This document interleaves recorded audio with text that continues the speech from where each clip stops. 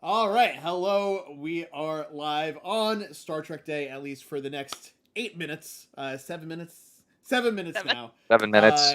left today, and episode 5 of Star Trek Lower Decks in also about 7 minutes. Before we actually get into the episode, I just wanted to chat with you guys about the announcements and the trailers and everything that we got today from the Star Trek Day event.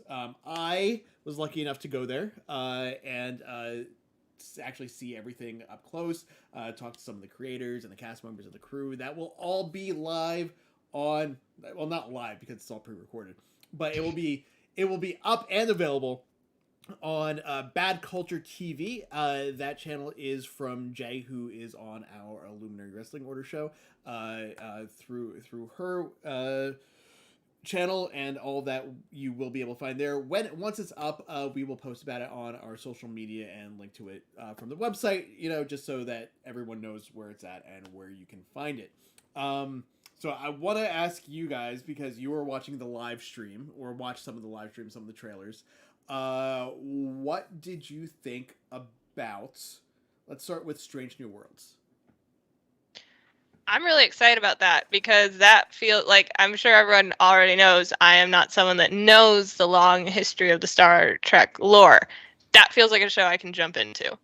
So I'm very excited about that one because it has characters I know, like Spock and Uhura, but Mhm.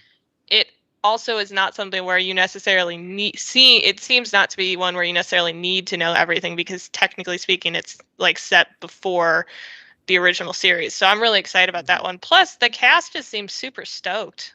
And that's Yeah, always really cool. yeah. I got to talk to Anson Mount. I want to say 2 years ago at either WonderCon or Comic Con before season 2 of Star Trek Discovery started, which was his first season on the show. And it turns out that he's a huge Trekkie. Like he was really into Nice. it. He was super excited when they called and they were like, "Hey, so we want you to be on the show." So like seeing him and people like him who are just fans of Star Trek get to be on Star Trek, it just makes it that much better. Because for me, I don't know about for you guys. I've been having this conversation with a lot of people recently that if I can tell that someone is having fun in a role that they're performing, even if the show or the movie isn't like top tier quality, I can overlook a lot of bad things if it's fun. Yeah. And like I'm not saying at all that Star Trek Discovery is bad, but like just that, like, people being able to see that people are enjoying what they're doing and being able It to Mhm. elevates tell, it. it really it elevates it and takes it to another level.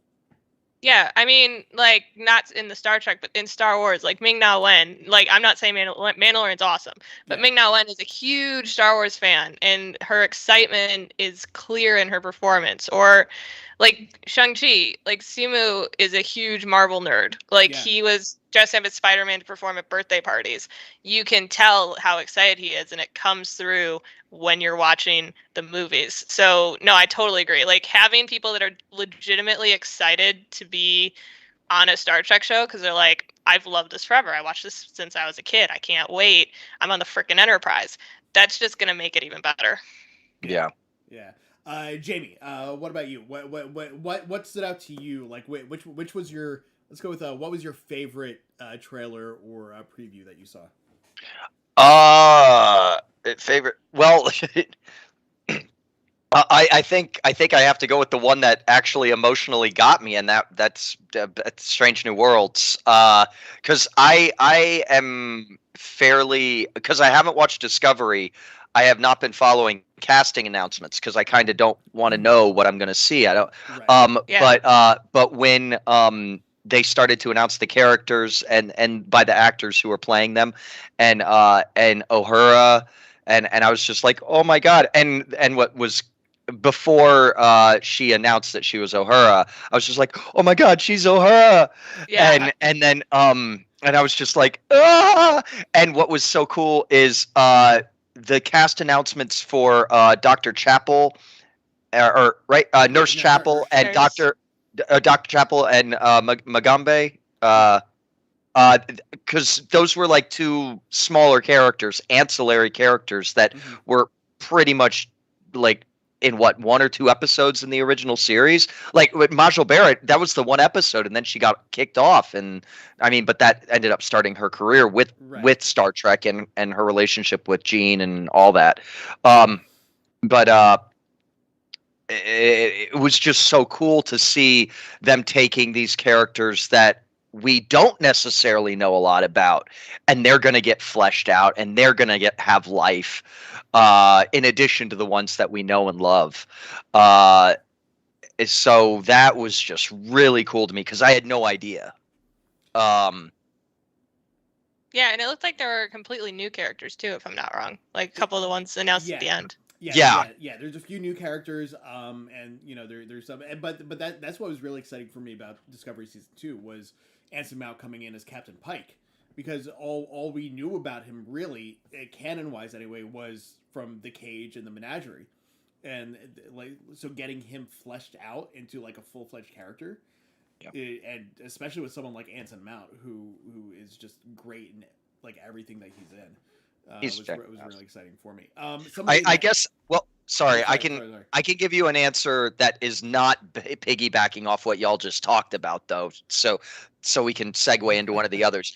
But I was really excited. I also had an emotional reaction when the Borg Queen appeared in the Picard season 2 trailer. Oh, yeah. That was like. So that is Annie Westerling, who. She's been in a bunch of stuff. Most recently, she was in Timeless. But before that got canceled, she was part of. Was she the main character? No. She was part of. I can't remember the name of the group, but she was part of that secret society that was trying to undermine everything and get the time ship. She was like the daughter of that main guy. Oh, yeah, she looked different. Yeah, a little bit. She was also in The Runaways. Yeah. So she's been around a little bit. And like speaking of Strange New Worlds, though, we have some announcements for the start dates of some of these shows. Star Trek Prodigy will be dropping on October 28th. So that is the week after Lower Decks ends. Then so we go straight. Season 4 of Star Trek Discovery is starting on November 18th. So that is going to probably intersect with Prodigy, because that's only less than a month apart. So unless there's only 3 episodes of Prodigy, they're definitely going to overlap. Well, they'll overlap, but I think it makes sense, like you were saying, Christine. Sorry, Caitlin. I don't know why I just said Christine. But that's not even like a word that's in front of me. Sorry, Caitlin. I'm reading Stephen King right now. No, I'm not. That's not an excuse. Sorry, Caitlin. But like you had said, a week. It's the week after that ends, and you said that makes sense, and I think it kind of does, because Prodigy being animated, and then you've got Discovery, which is live action. So I wonder if they're going to try to like parse out where there's only one animated show going on at a time and one live action going on at a time. So maybe they'll double. But can storylines intersect? They're also disparate. I mean, I think they're different time, right? Yeah. Lower Decks takes place, I think, like in the 10-year, like somewhere like within 10 years between TNG and Picard. Discovery takes place 930 years in the future. So there's as of right now, slight time difference. Oh, okay.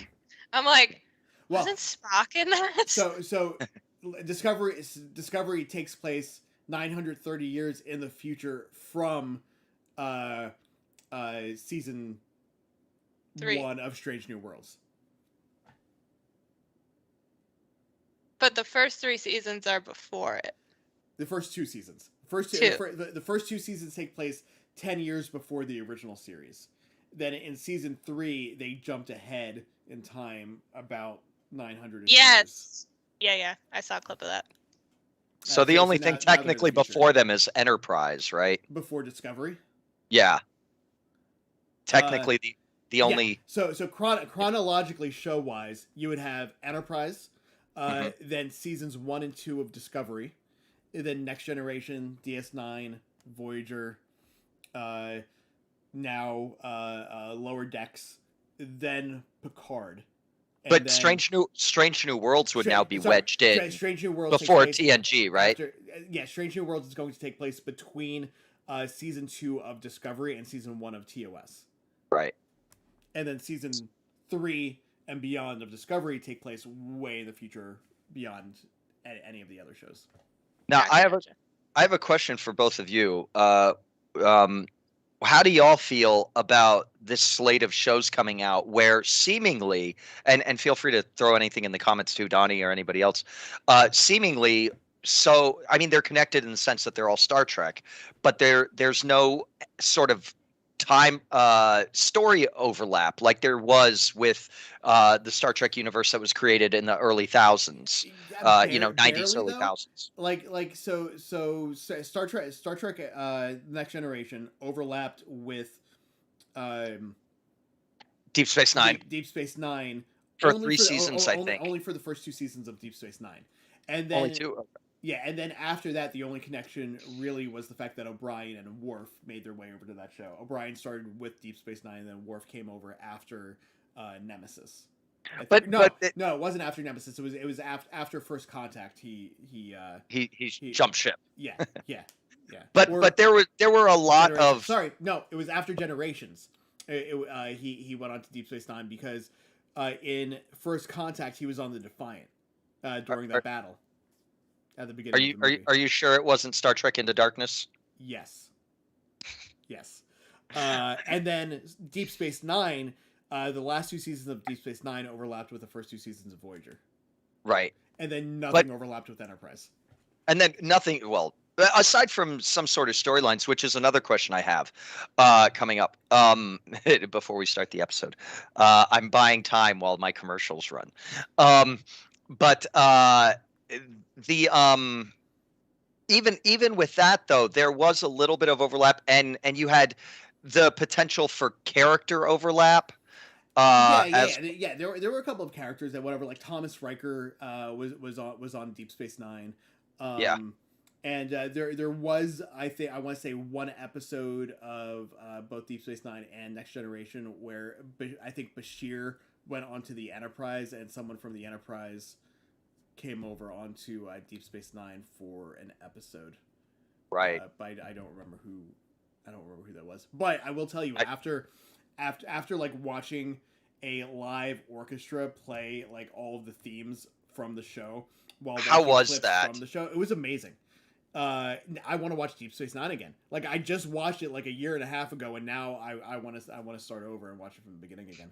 But what was really interesting about that, to me at least, and probably to you because you're going to know the band that I'm referring to, the composer and the conductor for the orchestra, the composer for a couple of the new shows he did,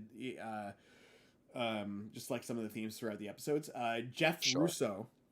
Who was one of the founding members of the band Tonic. Really? Yeah. Tonic? Yeah. Like I didn't realize that until I got home, and I'm looking up to make sure I'm getting spellings of names right for all the interviews that I did, and I'm like Jeff Russo, and then clicked on his thing, and I was like, he was in Tonic? That's really cool. Oh my god, I have Tonic stuff on my iPod from college. Sure you do. That's really cool. I love when musicians, I love when any musician or band or whatever it plays around with their sound. Green Day, The Offspring, the Beatles. During our interview, he just like offhandedly mentioned going from being in a rock band to doing music for TV and movies, because he doesn't really do the rock band stuff anymore. He's focusing on just like the I bet he doesn't have time. Probably. Yeah. No. Well, it's like Trent Reznor and Mark Knopfler. Right. So just like with the offhanded comment, I was just like, okay, yeah, sure. So you were in a band at one point in time, and then I got home and I look at it, I was like, oh, you're in a band that I know. You're in a band that I actually saw in concert too. It's not like well, no, I mean, people know Oingo Boingo, but do you think people know Oingo Boingo because Danny Elfman has become Danny Elfman? Maybe, probably. I mean, the only reason I know Oingo Boingo, but that's also Oingo Boingo was like what, early '80s, mid '80s. I was a kid weird at that Science. point. Yeah, Like, that I guess that. Oh, that's true. I grew up on anyone Weird from Science. the '80s is gonna know who Oingo Boingo is outside of Danny Elfman. That's true. That's true. I did know People Oingo now, Boingo. I don't know, but definitely people in our age. Caitlin, do you know who Oingo Boingo is? Nope. Yay. Do Good. you know the song "Weird Science"? Probably if I heard it. Yeah. Are you gonna play it now?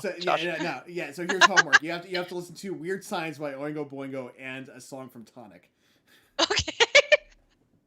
And then report back to us next week. I got through my. Oh wow, this week's episode is long. Oh yeah. Oh no, wait, no. That's. Wait a second. No, that's weird. I'm not getting the episode. It switched on me. I'm paused on the TV-14 thing. Me too. I have a question. Yeah. So in the trailer for Picard 2, it looked like they traveled to now. Has that happened before? Yes. So Yeah. in almost every Star Trek show, they've time traveled back to current day or the past. 20th or 21st century. Yeah, in the original series, in the episode City on the Edge of Forever, they traveled back to the 20th century to save a woman named Edith Keeler. In Next Generation, they traveled back to the 19th century and met Mark Twain. And nice. Who's the author whose last name ends in London? Jason London? Michael. No, it's not Wasn't Michael. it Mike?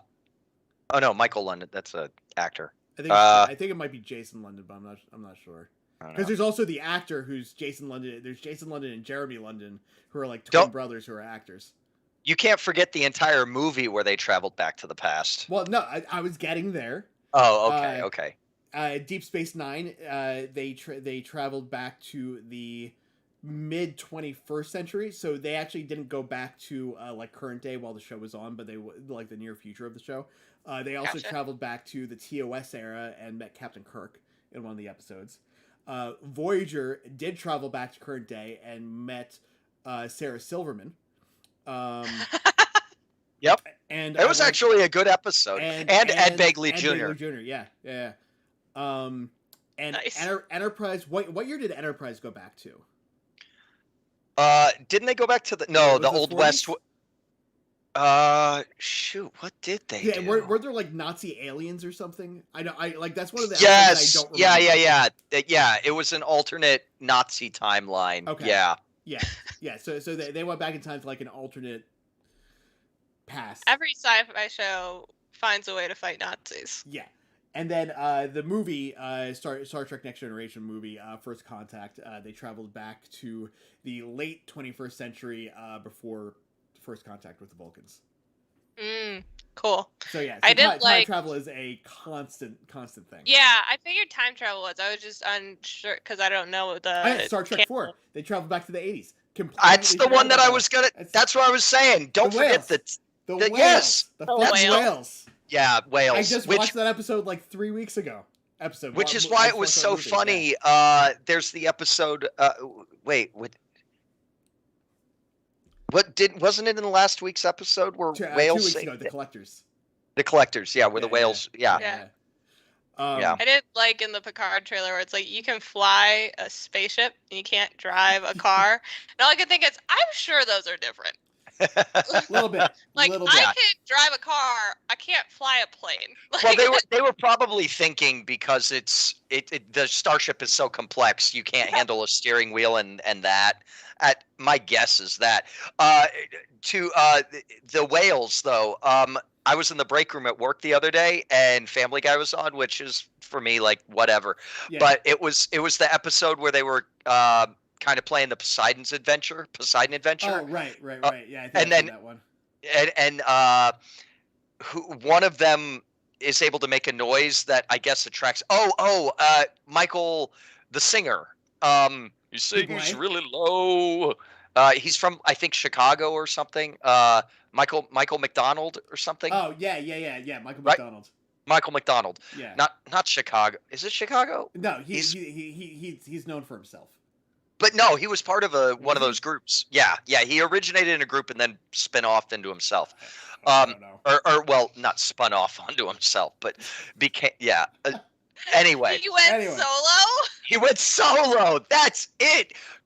He spun off into himself. That's my favorite thing ever. I hope a singer announces they're leaving a band like that. I'm spinning off into myself, and everyone's going, "What the fuck?" If any of us become famous and we have to leave the Illuminerdi, that's what we'll say Yeah, now. it's gonna. We're not going off on our own. We're gonna be a spin-off. To ourselves. Anyway, he went solo. Oh, apparently he was one of the Doobie Brothers. Or he was in the Doobie Brothers. Thank you, Donnie. Doobie Brothers. Yeah, my dad listened to them all the time, so I knew Michael McDonald. I just can't. Anyway, so Michael McDonald walks on and he says, like, "I'll get us out of here." And they go, "What?" He goes, "My singing attracts whales." And then three a pod of whales they turn around, they go, "Michael McDonald needs our help." And one of them goes, "Oh, it's just like the time, just like we saved the guy in Titanic." And then the other whale goes, "Or the time I saved everybody in Star Trek 4. Did I mention I was in Star Trek 4? And then that whale swims off, and then the other two whales are like, Did I mention I was in Star Trek 4? He says it all the time. I love that they said they saved the guy from Titanic. Didn't he die? Well, no, because the end of Titanic is the beginning of Inception. After he sinks into the water, he washes up on the beach. I just love how that became such a controversy. There was room. It probably would have sunk with both of them on it, but okay. They didn't even try. I might be adding Titanic because that was something else. I think maybe they just said I got to save the day like Star Trek 4, but I don't. So really quick before we get into the episode, I just want to show off a couple of things that like from the swag that they were giving out because of course they do that. So during the concert, they brought around these little cooler bags that say Star Trek Day on them, and they had like a cookie, Star Trek Day cookie.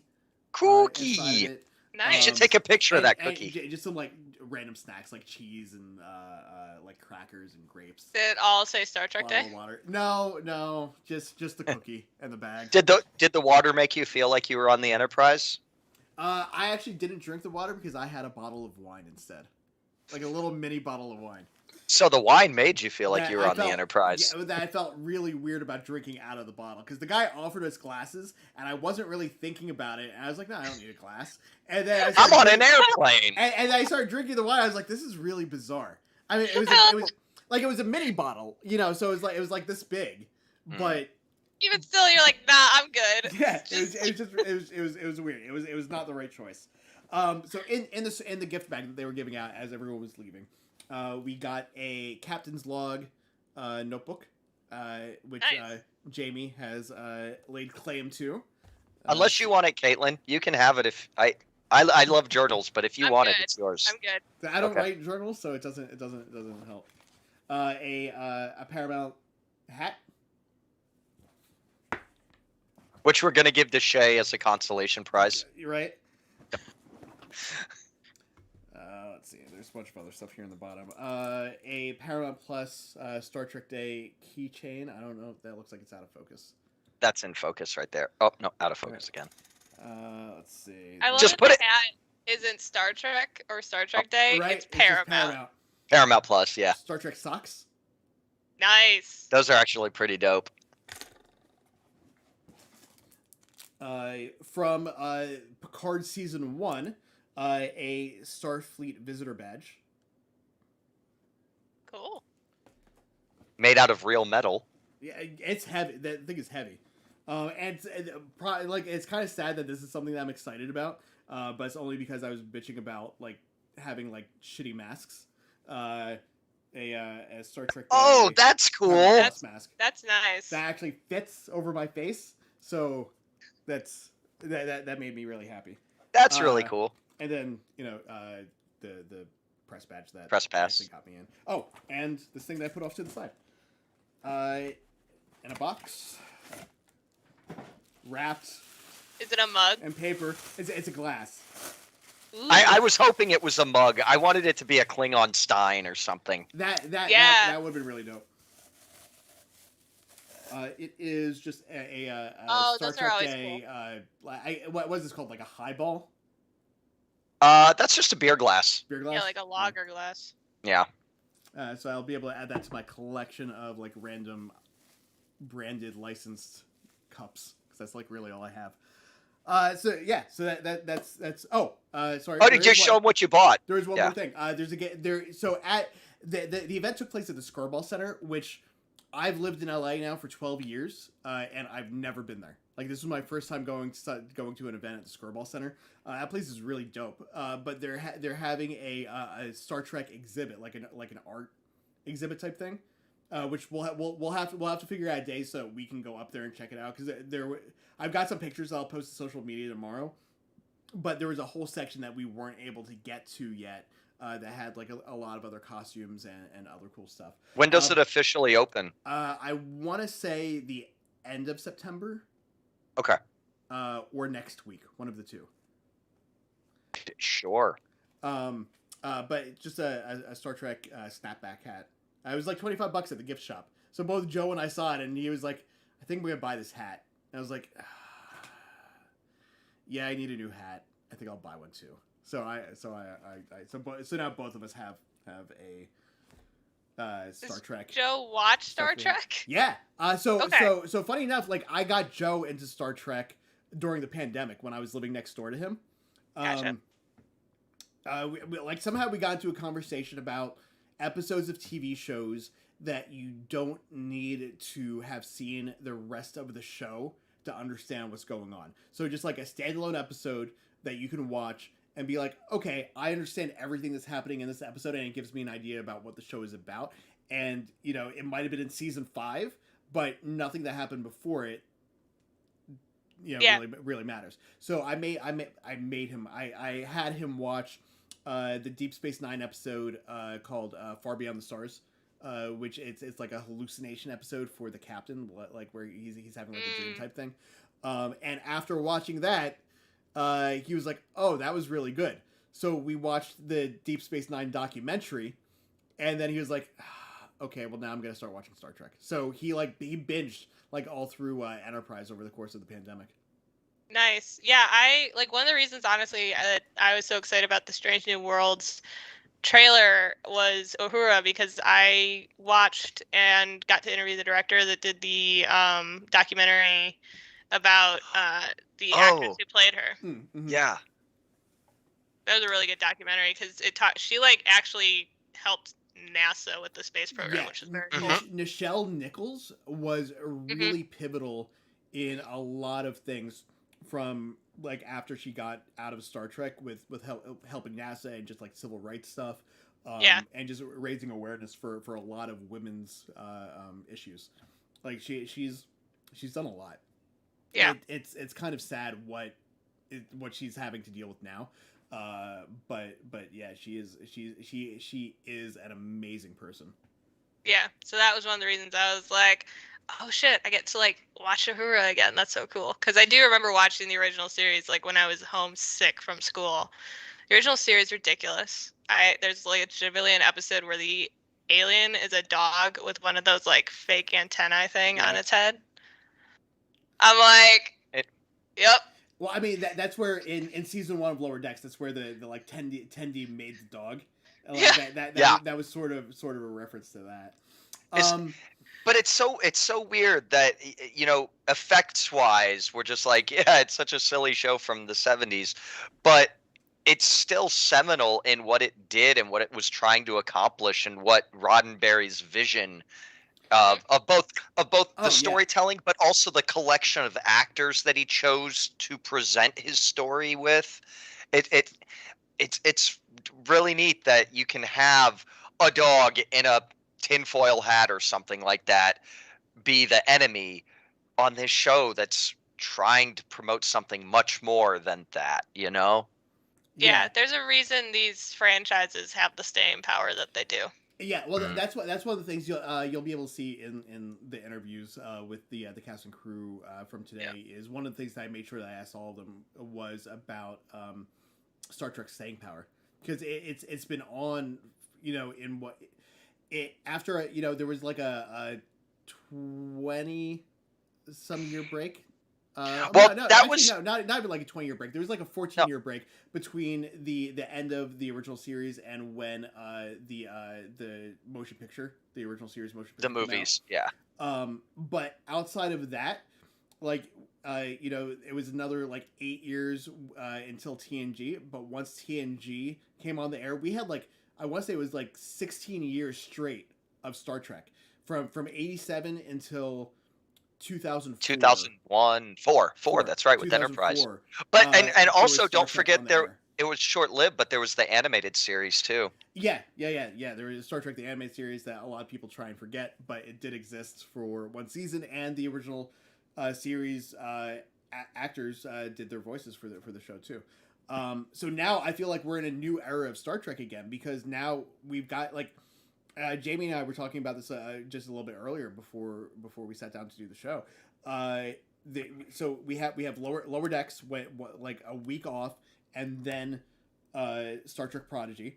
A month into Star Trek Prodigy, we're getting season 4 of Star Trek Discovery. Then later on in the February, I want to say, we're getting Strange New Worlds, and then Picard season 2. And then sometime after that, we'll be getting Lower Decks season 3. Yeah, I think that Will Wheaton talked to Alex Kurtzman, and they were talking about how it's like 5 Star Trek shows in production at once. Yeah. What's the 5th one? Is that Academy? So we got Discovery, Lower Decks, Strange New Worlds, Prodigy, and Picard. Picard. Okay. What was Caitlin? I was going to ask about the Kurtzman interview. What's the Starfleet Academy chatter? I haven't heard anything about that.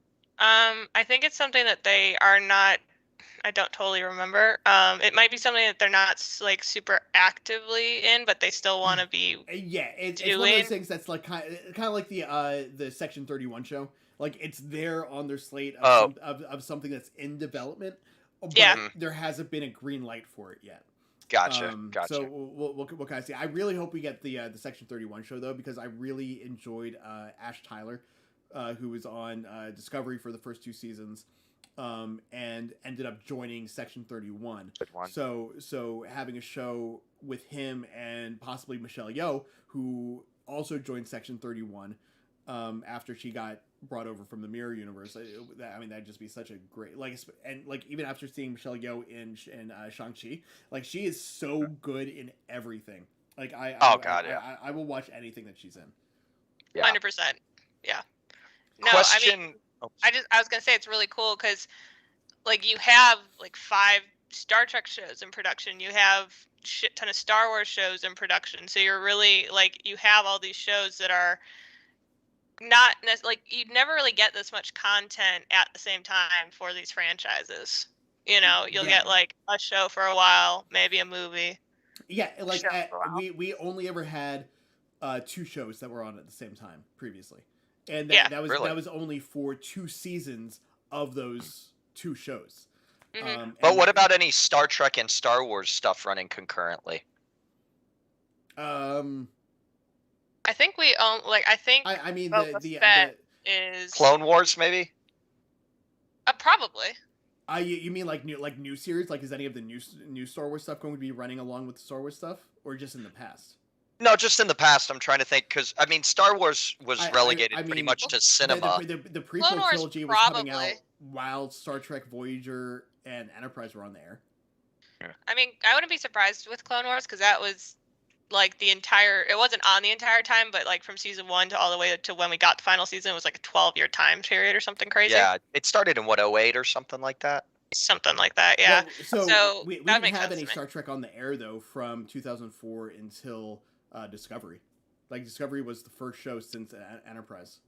Yeah, but season 6 of Clone Wars was only like a couple years ago, and then season 7 was last year. Yeah, There's a really big break. Currently, we have Star Wars and Star Trek on. So at the same there time. wouldn't have been anything prior. prior. Back then, the only thing that we had was the movies and the TV shows. Before we get started, Project Arkiva, sorry if I said that wrong, said might be oversaturated with so many shows. The reason I would argue against that is they're not focusing on the same things. They're not like telling the same story. Like even just from the trailers of Star Trek, and I don't know Star Trek as well, you can tell they are very different, like tonally. You know, like Lower Decks is not the same as Prodigy, which is not the same as Picard or Strange New Worlds.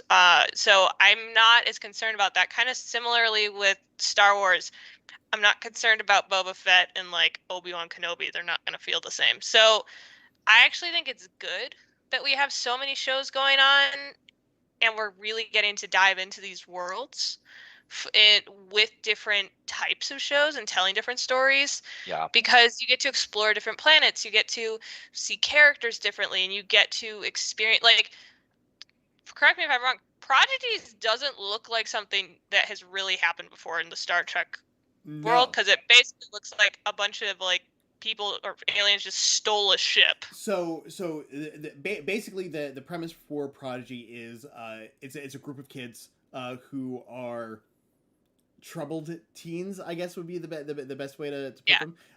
The kid who takes on the role of Captain Dahl is 17, and so the rest of them are around that same age. They come across this ship, the Protostar, in the Delta Quadrant. And it's just sitting there, so they're like, oh, no one's claimed the ship, so we might as well take it. So they take the ship and then get pulled into a series of adventures because of it. I couldn't get more information about the ship out of the showrunners. I tried, but obviously for spoilers and everything, they're kind of keeping a wrap on things, because one of the things that I find really interesting about it is that they find the ship in the Delta Quadrant. The entirety of Voyager was about the ship getting home from the Delta Quadrant.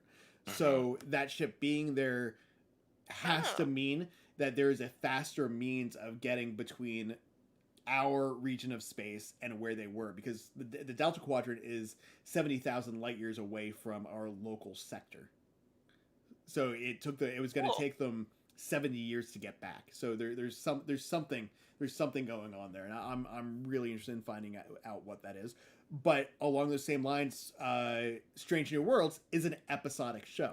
So people who prefer the style of show that Star Trek the original series was, Star Trek the Next Generation, and Voyager, are going to be getting that with this. So while we have these serialized story, like long story-based shows going on, you're also going to be able to sit down and watch random episodes of Strange New Worlds and not feel like you're stuck in the middle of this long, drawn-out storyline. It's also a show that someone like me can jump into, because it does have characters that are going to be like, ping, oh, I know that name. I might not know a lot about it, but I know that name. Versus like Picard. Like watching the trailer for Picard, I'm like, this looks cool. Not going to be able to watch this because I don't know what but it looks cool. So and Picard's even tough too, because there's characters from like different shows. Yeah. I remember like looking up Picard because my mom's a huge Trekkie, and she was so excited with Picard because that's her favorite captain. So when that came on, she's like, yes, and she's like, do you want to watch it with me? And I looked it up. I'm like, nope, sorry.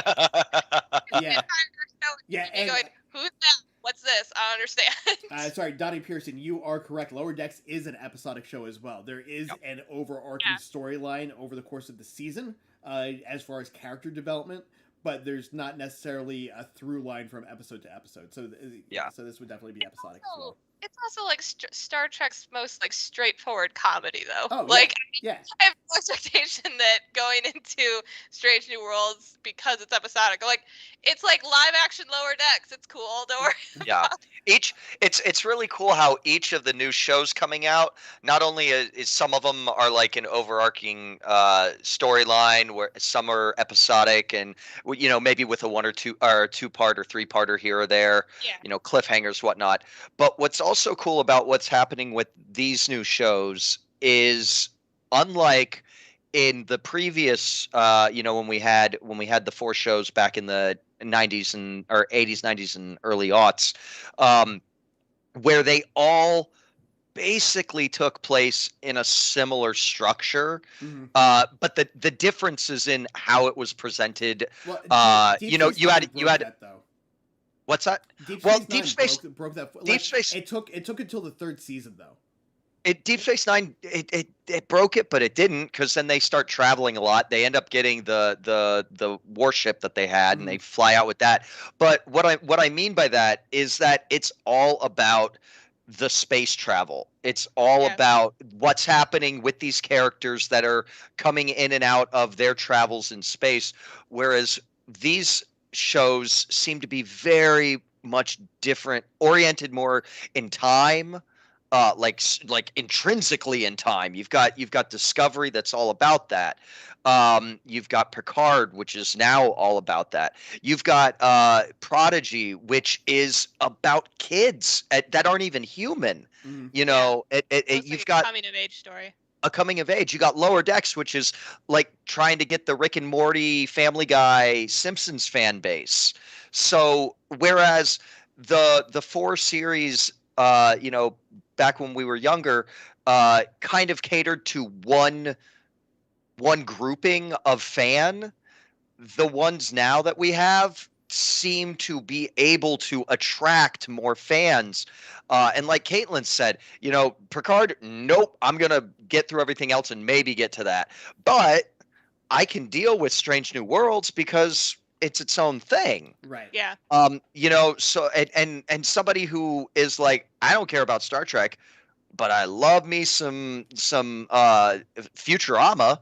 Oh shoot, I'm gonna look this up. And now kids are gonna see Star Trek on Nickelodeon. First time ever on Nickelodeon. Yeah. That's to me, that's mind-boggling. Like I wish that had been in my childhood. Don't get me wrong, I love many of the shows that I grew up with, but to have a seminal cultural phenomenon that Star Trek is over the course of 55 years, Yeah. you know, having a place, having a home on Nickelodeon. Wow. Yeah, like I binged Clone Wars during the pandemic, but I've like talked to people who are like, "Oh yeah, I watched that when I like ran home from school when I was a kid to watch that on Cartoon Network." That's such a cool thing of it's not even like you're getting introduced to it through a movie or something where you're you're too young to really understand it, so then when you watch it later you're like, "Oh, this is really good." You're getting introduced to it on a level that you're really going to be able to get, and then you can go into the movie with that love for the franchise already and then be like, "Oh, this is why this is so big, and now I get to explore this entire universe that has already been laid out for me." Yeah. Yeah, so one last message here from Project Achieva before we actually jump into this episode. We probably should do that. Next Generation, Deep Space Nine, and Voyager were all set around the same timeline, while all of these new shows now are taking place all over the place. Discovery, that too, like 900 very years chronological from the original series. I mean, we talked about this a little bit before. Lower Decks takes place 10 years after TNG. Picard takes place 10 years after Lower Decks. Strange New Worlds takes place within 10 years, probably like 5-ish years before the original series. Prodigy and Lower Decks probably take place around the same time frame. Like those two are probably in the same same space. Maybe, right after Voyager-ish. Yeah. So that all the characters are established already. That would make sense. There might be a few years off here, like off the beginning. Like it might be a few years before or a few years after Lower Decks, but I think those two are probably the two that are closest together now. Yeah. Yeah, I like that a lot. It's one of the things I'm also really excited for with Star Wars is you're getting shows that are set all throughout the timeline, and I think that's a really smart way to do it because you can have things like Lower Decks where they can joke about and make reference to literally all of the shows that have been on before, and then you have things like Strange New World where it's like, oh, I've heard of a couple of these characters, or I remember watching the original series like reruns, I can jump into this. So being able to have that spectrum and then potentially have events from like Strange New Worlds get referenced in Lower Decks season 3 or something is always very, very fun and very, very cool to see. Yeah. Yeah, so yeah, when they can be very self-referential, that's always great. Donnie Pearson says that he thought Lower Decks is post Nemesis. I believe you are correct, because it's after, because obviously Riker has a ship, so it's because Picard is 20 years after Nemesis, or they're about 20 years after Nemesis, and I want to say Lower Decks is 10 years before Picard, which would make it about 10 years after Nemesis. At least that's how I understood the timeline to be, but I'm not 100%. Again, I might be like, That sounds like a good ballpark. Yeah, I might be 1 or 2 years right. off on one of the ends, but that's approximately when all these take place. Yep. But let's go ahead and jump into the episode. Just to once again explain how all this is going to work. We are not showing the episode on the stream because we like having a YouTube channel. If we were to show the episode on the stream, we would get a copyright strike and we would be taken off of YouTube. So what we are going to do is count down to the start of the show. Right now, I have it paused on the TV 14 logo. I'm at like 2 seconds in. Jamie and Caitlin are in similar places. We do believe there is going to be a commercial midway through the show. So when that happens, we will let you know that we are pausing. I will pause the clock, which will show up on the screen down where you see it say engage. And we will chat about the first half of the show for a couple of minutes and then jump back in when the commercial has ended. If you guys would like to join in the conversation, feel free to put your thoughts in the chat and we will respond to you as we see them. Anything else I'm forgetting before we get going? I don't think so. Have a beer. I've got grape soda. Does that count? If you're a kid, have grape soda. Oh my god, I love grape soda. So I like orange soda. So completely, again, off topic from everything else. I really enjoy drinking grape soda and eating Nutty Buddies. I haven't had grape soda in like years because I don't drink soda anymore, but I love it so much. It's one of those things where I'm like, just like, okay, I need something sweet, so I'm gonna drink this. But especially when I'm like really high. Like a peanut butter and jelly. Yeah, exactly. Peanut butter jelly time. Peanut butter jelly time. Grape soda, chocolate covered peanut butter wafers. It's fantastic. I'm not even kidding. When I first moved here, I was like renting a room in a house, and I had very little storage space in the kitchen, and I ran out of like jelly, but I had bread and peanut butter and grape soda. I'm like, screw it. I need like bite, drink. I'm like, it works. It's fine. It's good. It's fine. That's funny. All right, so let me go ahead and get my screen maximized here, and we are going to go ahead and hit play in 3, 2, 1, play. You were supposed to say engage. Engage, sorry. Engage. Make it so. That's okay, I don't think the CBS Studios production. That's my favorite part. I like the intro. This is like... We say it all the time on the Marvel show, but this is a fun intro for this one. It very much sets the tone. Oh, how did you guys, real quick during the intro here, how did you like zombies? We liked it. It was really good. I really enjoyed it. All right, the clock started. So the clock is about 30 seconds behind us. I will add a minute as soon as I'm able to get it timed up right. No, I thought that was a very good first like horror for Marvel. Yeah. What did you think the Thanos ending meant? I think Thanos got infected and infected the rest of the universe. So you think he won? You think they didn't succeed? Oh, I think they could have succeeded, but he also could have just shown up and gotten bitten before they found a cure. Yeah. I just wasn't sure if that's what they were going towards, or if it was like a jump in time kind of thing. I'm not sure. I think it's bad, basically. True. Zombie Thanos, always bad. Right.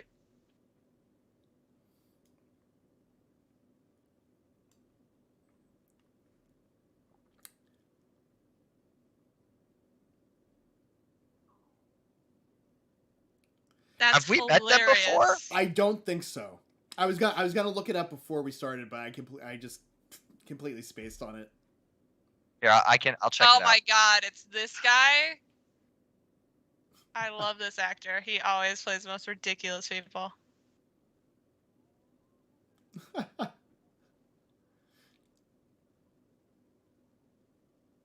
Who is that? You'll know him if you see his face.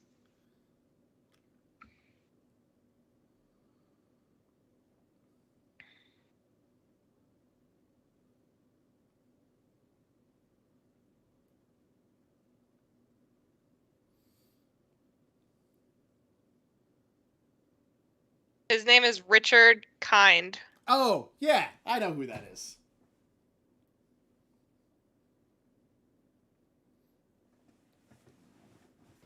This is my favorite thing ever. When he gets emotional defense system is to just make more of himself.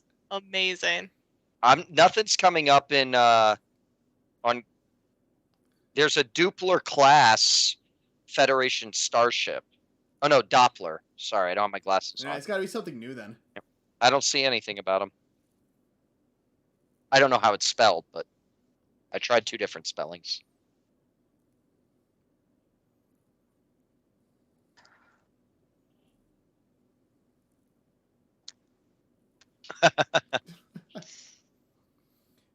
Are we going to see the clone?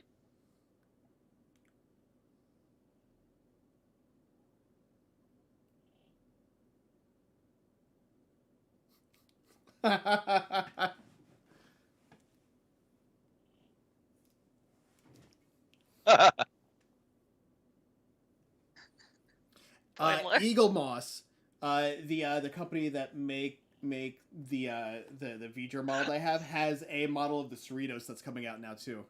Oh my god. I love that they're building a model. That's amazing. I might actually have to get a model of the Prodigy ship. That's really dope It looking. really is.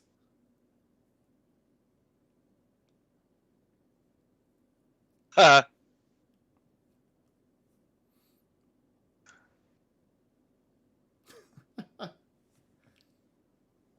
like how whoa! Oops. Dang. They shot Steve. Maybe he shot that bartender from last week.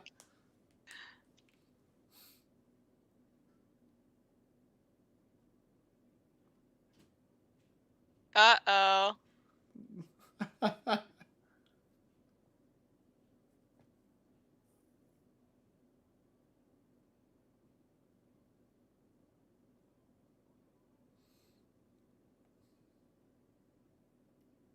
Duplicated. I love that guy. I love the guy who just gave a thumbs up. Yeah. I love the thumbs up. That would be my move. It's the trouble with tribbles. That's exactly what this is. Legit, I'd be a security guy, just awkward thumbs up. No idea what to do with the situation.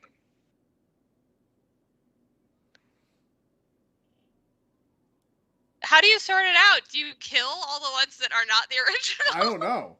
Do they How do you all tell merge which one's together the into original? like a giant Doopler?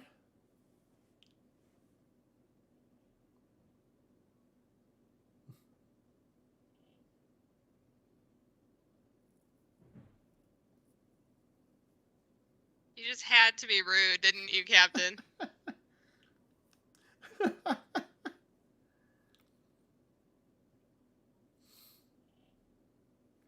It's funny. Chaos on the Bridge is the name of a documentary about the first 3 seasons of Star Trek Next Generation. Next Generation. That makes total sense. That's perfect. So it's New York. I like. Are they being followed by that guy? I really like the white uniform. Yeah, that looks cool. Look, it's more. They got a Jennifer Quarks. He's all over the place. Yeah, he's franchised. Becky Mariner? I was talking over it. Oh, I got a commercial. You got a commercial. Okay. Okay, let's go ahead and pause. I will let the timer go for a little bit to catch up with where we are in the episode. I got a 80 seconds commercial break. Okay, cool. I've got mine paused at 6:26. Oh my god, me too. Yes, twinsies. Right? Mine's probably a little behind you because I said commercial after the commercial started. It should be good.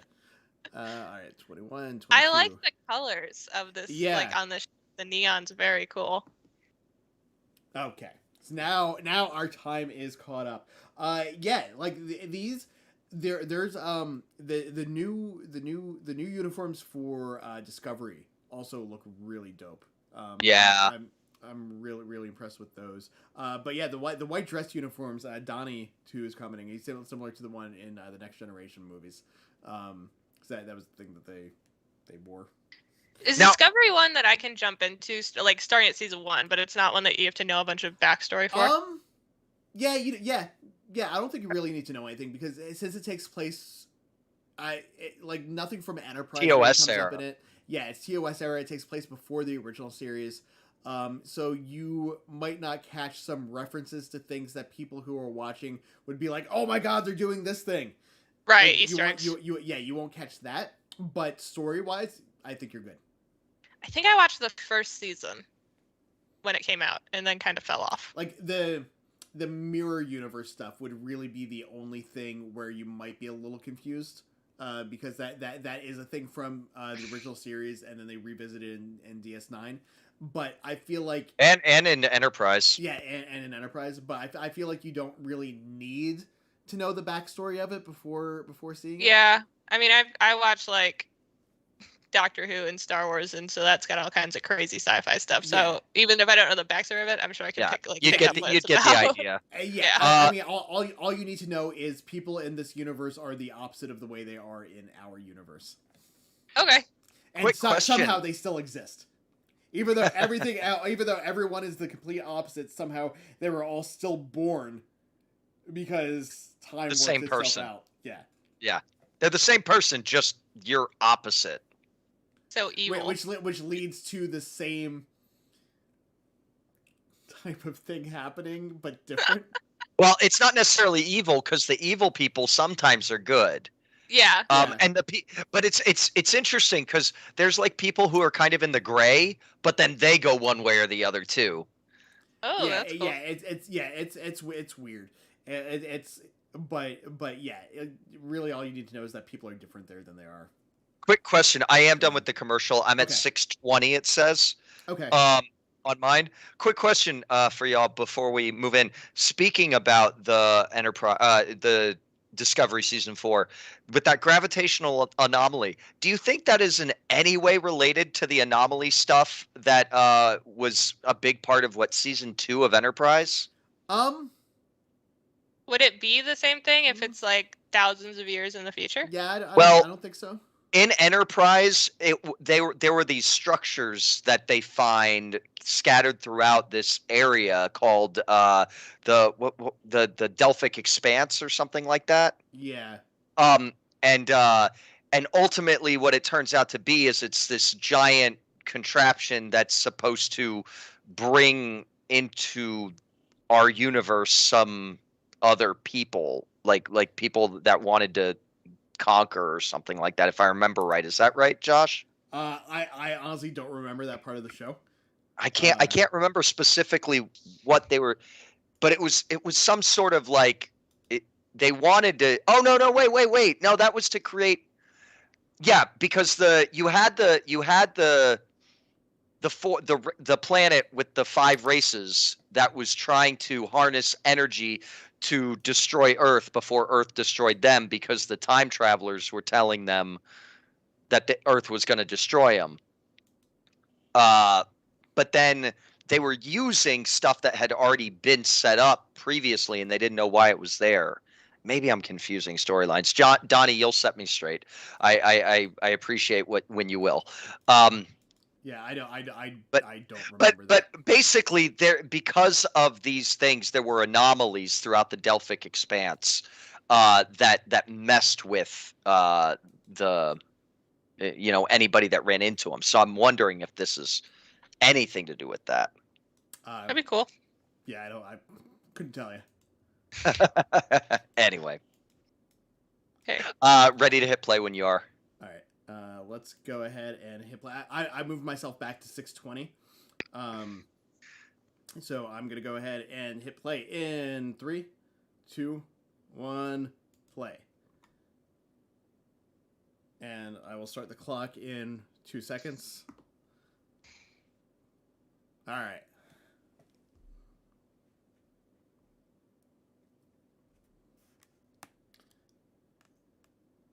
That character Becky. looks familiar.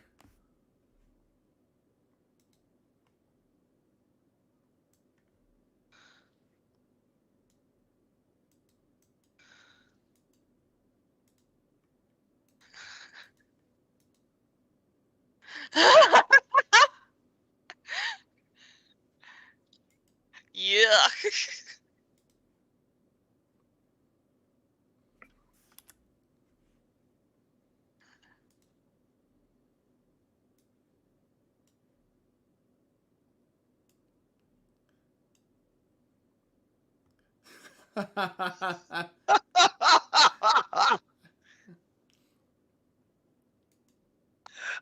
What's a lore? That's his brother. Lore was I don't want to ruin. Are you going to go back and watch TNT? You saying his brother? I'm good. Oh, okay.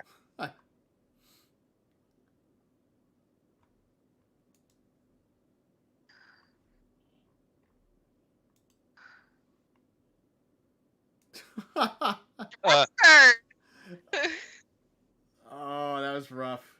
That was so mean.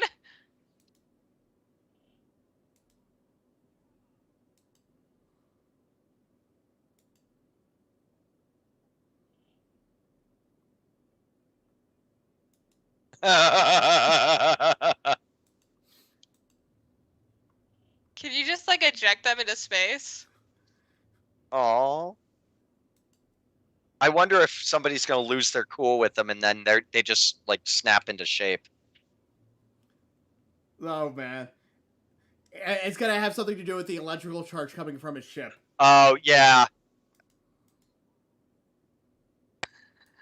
Sugar. There's so many of them.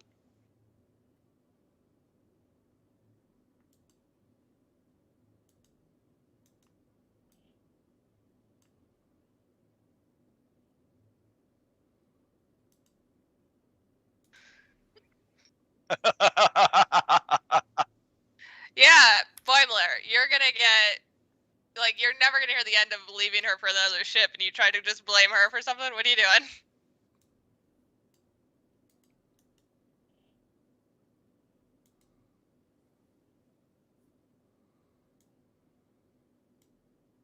Bro, that's not cool.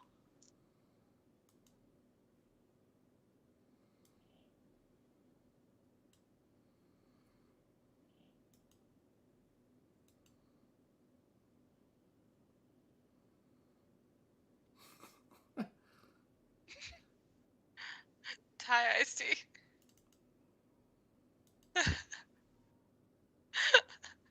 I loved her like breakdown. They're basically racing. Nice. They're basically racing in like security golf carts, right? Yeah, that's what it looks like. Amazing. In a mall. The lucky Ferengi. I love it. Security carts in a mall.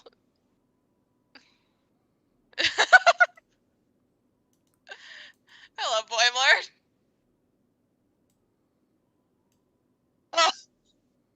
Oh.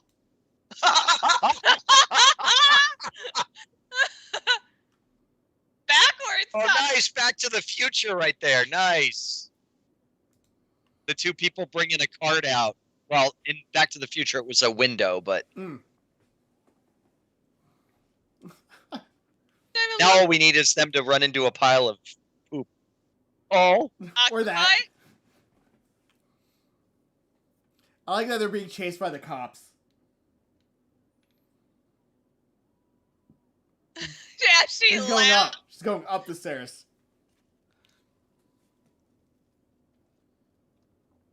I love that he's screaming.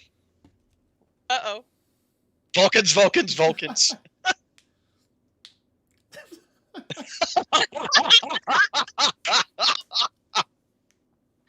They need to stick all the Dooplers on a Vulcan ship because the Vulcans won't care.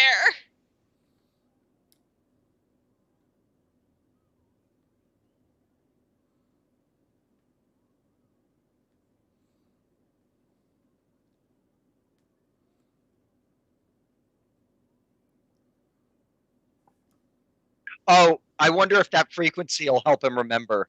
Oh, maybe. Samanthan. Samanthan.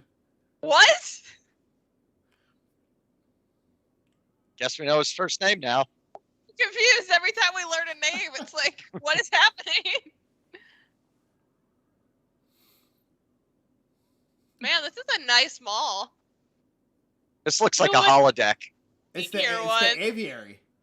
Oh. With the two-headed ostriches. Dang, dude. I feel like y'all shouldn't be doing that.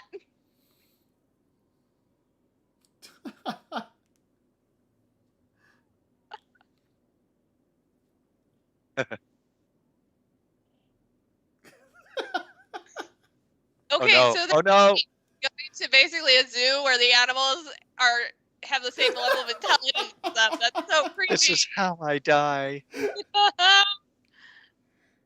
I love the characters that just accept that it's coming. Yep. They're like, what? This is what's gonna happen, I guess. Because in the event of the water Oh landing, no. Oh Wait, what did you say? no. Still alive. Commercial break. Commercial break. Aw. Sorry. Okay, But I get to that see Kate McKinnon talking about 5G phones, so Oh, great. I'm lucky. was an awesome chase, like security car chase through a mall. So. Oh wait, that was it. That was it. Oh, nice. Okay.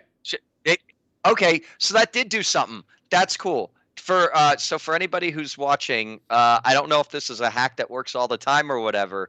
But if you're on the not ad-free version of Paramount Plus, if you skip to the end of an episode and let all the ads play that it needs to play, it'll play a certain amount.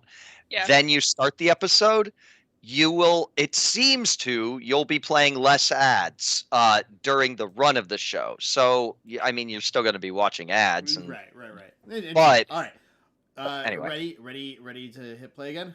I am at 12:57. All right, cool. I'm right around there as well.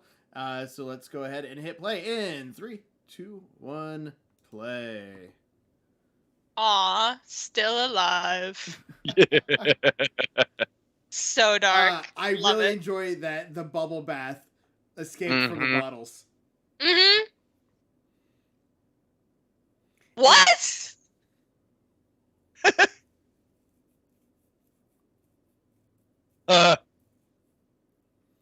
Where have we seen that species before?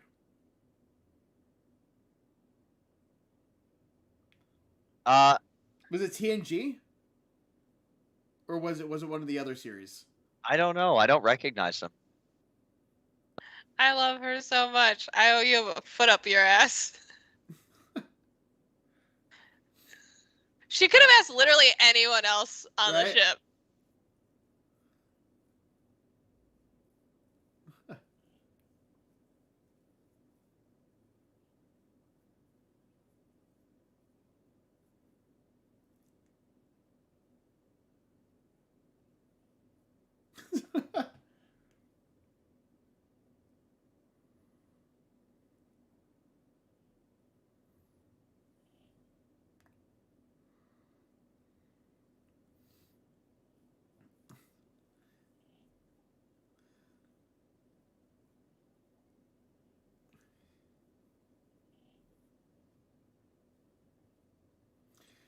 Such a guilt trip.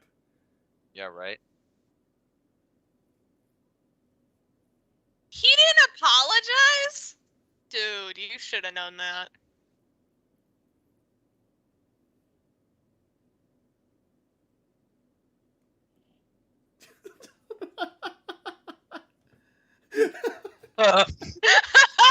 So mean. Yeah, shut up. She's like 12 years old sometimes. Amazing. Shelby was on the Enterprise with Jellicoe when Picard got turned into a Q, or not into a Q, into a Borg. There are so freaking many of these. They're lifting the shuttlecraft up. Yep.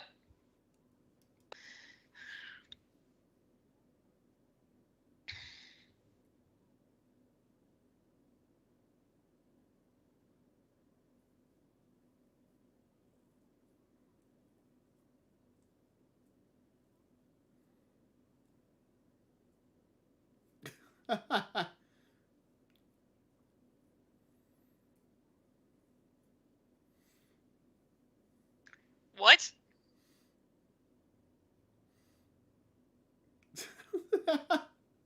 I'm sorry, are they planning to set off a mini bomb? What is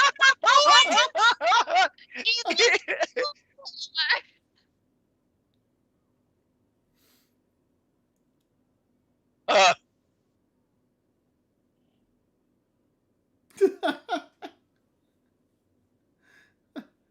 Oh my goodness.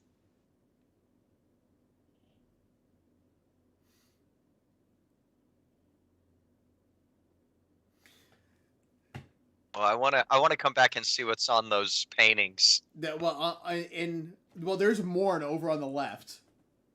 Did he just say approved Yeah, there's Brits?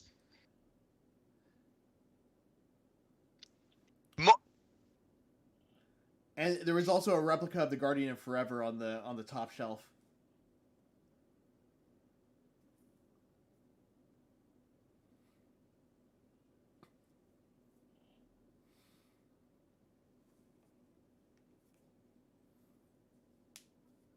No.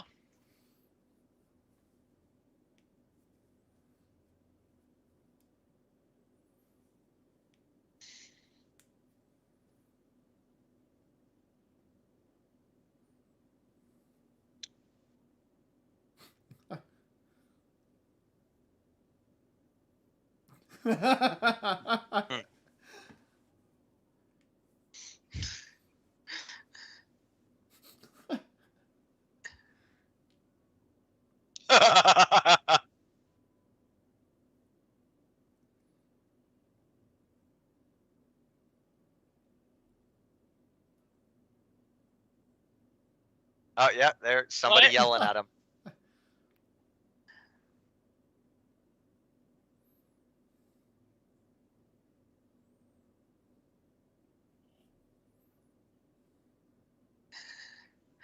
Just be jerks.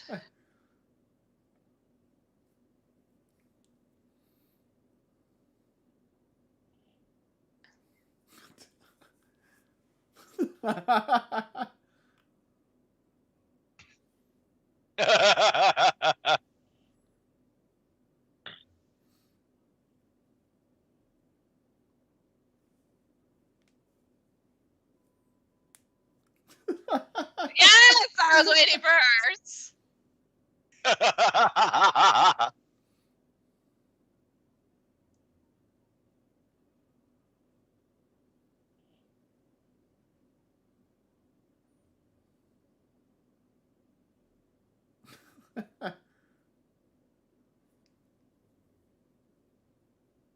They're like all in the room with you.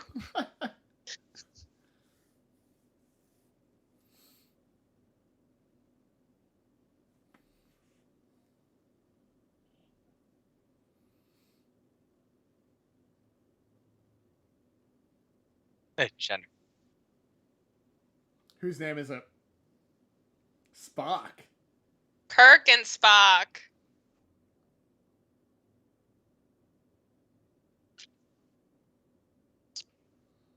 Spock tried to party crash?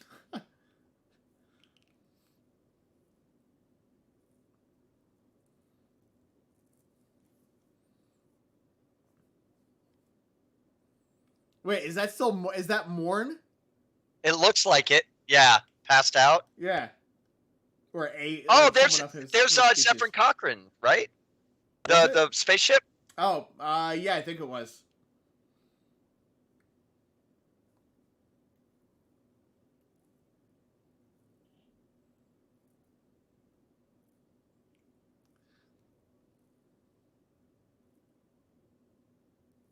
I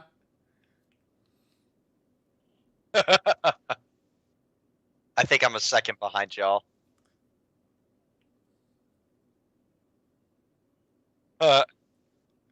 That's funny because he's gonna be on Prodigy. Akana. Yeah.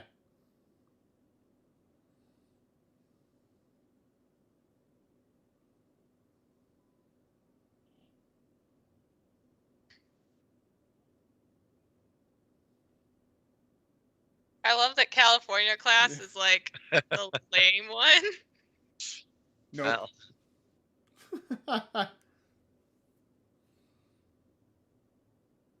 is like that? your speech. The Mr. K food leg? Is that what it said? I kind of want a kebab now. I do too. What is with this woman? Oh,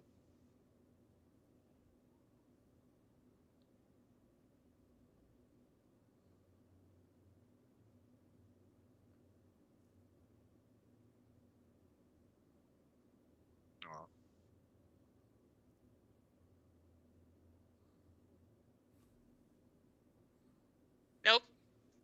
Oh no. Oh my god, is she gonna send him there? Yeah. Amazing.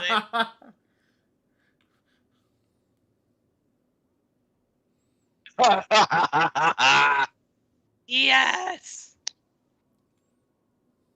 Oh my god, that happened so quickly. So rude.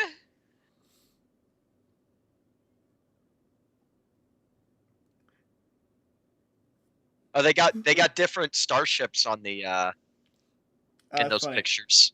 Oh, that's hanging up. That was the planet killer. What's that horn? That was the planet killer. Oh.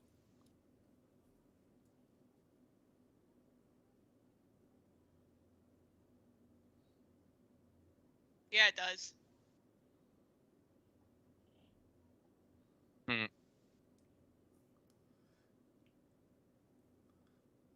That's funny. Now he has to grow a beard. Aw. Oh, that's sweet. That's how it works. Yes, it is. I saw it happen.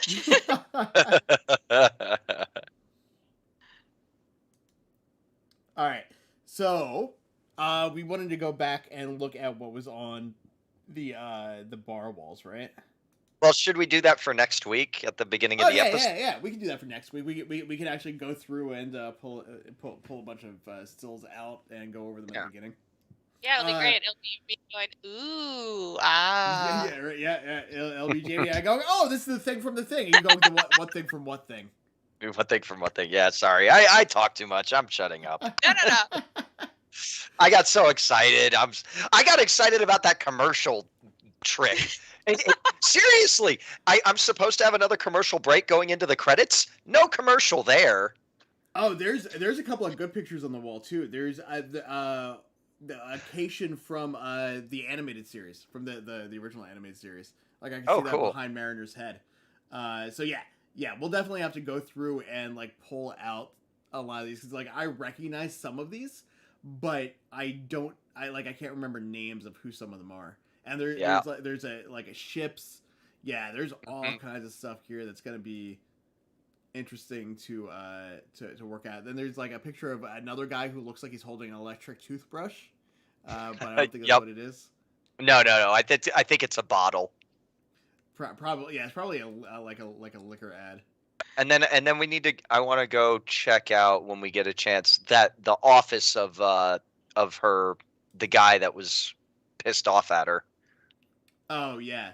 Because he had some stuff in there that was probably worth looking at, including data. Yeah. Let's see. Just cursory look. What else do I see? Yeah, the planet killer is that from Cochrane's ship.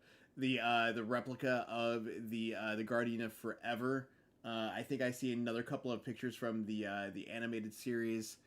I think the ship that was in the painting behind Boimler and Mariner is the solar ship that Sisko and Jake had, the Bajorian solar ship from DS9. Or something like it, yeah.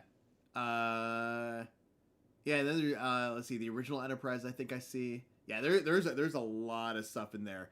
If you guys, Project Achieva, Donnie, if you saw anything there, let us know what Easter eggs you saw hanging up there in the bar. I'm kind of curious what everyone else saw that I may not have noticed, or what we should grab images of for next week.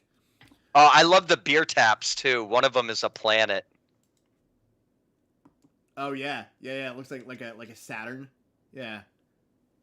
Yeah, so we'll definitely dig into that a little bit more. But until then, what did you guys think about this episode? I thought it was super fun. The Doopler was freaking hilarious. Like Yeah. And as soon as you said Richard Kind, like as soon as you gave me his name, like that's all I saw was just him. Because Yeah. like I know him from Spin City, with Michael J. Fox, and Barry Bostwick. He was in a couple episodes of, I want to say, Stargate Atlantis. he's been in like every show. Yeah, he's in so much stuff. And his voice is so distinctive. Like the second he started talking, I'm like, oh, it's you. Yeah, he does the VO for I don't know, like Prevecta or like some random drug thing now too. God, I haven't even seen that. That's hilarious. Like you don't see him, you just hear his voice, and you're like, no, but I don't. Yeah, it's like I know who that is. Perfect for the role too, because like he's the exact person I would expect to be like, oh no, they're leaving because of me. I love Rutherford. Like, did not care. He was just rude the entire time. Like, they're like, "Are you leaving because of me?" Yeah, man, clearly. And like, I was fully expecting Rutherford and Tendi to figure out how to get them to remerge. I really thought that was going to be them. Because I thought Rutherford's attitude was going to be what I thought he was going to be the one who got so pissed off that he'd yell. Yeah. Nope, they didn't even care. They just got to the point where they're like, "Oh, these are gonna raise us up to where we need to be to escape." Perfect. Like they used them as water basically, and then closed the door on them. And, you know, it's funny too because like you know back when conventions were a thing, and we would go. Joe was really into partying for a long time. And so like we would go to like every single party, every single night of every single convention that we went to. And after a while, I just started driving myself because I realized that if I wanted to go home, that was the only way it was going to happen. Well, you could have gotten an Uber. I could have. But you just didn't want to go home. Well, or you know, the convention was in Long Beach, and I was living in South Pasadena or North. Fair enough. And you don't want to pay for that Uber. Yeah, exactly. That's a bit of a slog. Yeah. So I just started driving myself, and that's like pretty much what I started doing was I would just be like, all right, peace out. This party is it's something, but it's something I don't want to be at. So I'll see you guys later. Goodbye. Yeah. Yeah. That's my move as well. I can call it that because I'm Irish. That's my favorite thing. I did that to Joe, like, at the comic book. Just, like, you were like, I'm going to get my stuff out of my car. I'm like, oh, I don't want to walk my car alone. And I just laughed. We've all done that to each other at some point in time. Like, I forget where we were. I was at a New Year's party with Joe, JD, and it was one of our other friends. I don't remember who it was, but maybe Joe Daniel? No, it wasn't Daniel. But Joe did leave Daniel behind at a karaoke bar once. Oh my god. That was pretty good. But Joe disappeared, and we couldn't get him on the phone. We didn't know where he was, so we thought he left with someone else. So JD and I we were like, all right, let's go home. So we just left. And then like 3/4 of the way home, we got a call from Joe saying, hey, where are you guys? We're like, we thought you left. We're back home now. And he's like, damn. So he ended up having to find another ride with someone else to get back. That sounds exactly like him. Just damn. So perfect. Oh my god. No, I loved I thought it was perfect too that you went from everyone walking on eggshells and then accidentally offending them and really not doing anything to offend them. Right. Just where the Dooplers just freaking out. And then finally just being like, will you pull your shit together? My God. And then they get offended and then they merge into one. Just so freaking hilariously ridiculous. And I loved at the end. Like, it was perfect that they shot them into that party. But what did they say that he duplicated so quickly? Oh, well, I mean... Well, because he just showed up and they were like, well, what are you doing here? And then it just spiraled out of control. Right? Well, I mean, like... Everyone in the room was like, you don't belong here. Yeah. Yeah, and it's probably just each one just looked around and just immediately felt out of place. Oops. Yep. Yeah. I mean, I've I've been there before. I haven't had that Yeah. reaction to being in not the right place. You haven't multiplied? No, because like I forget who it was I was talking to about this recently, but like, have you ever walked into some place then that you like as soon as you open the door, you just realize that you weren't supposed to be there? To be there, Like yeah. you opened the wrong door, and you're like, this is not my apartment. Just like backed out and walked away. Yeah, I think my favorite, this wasn't me, this is a friend of mine in college.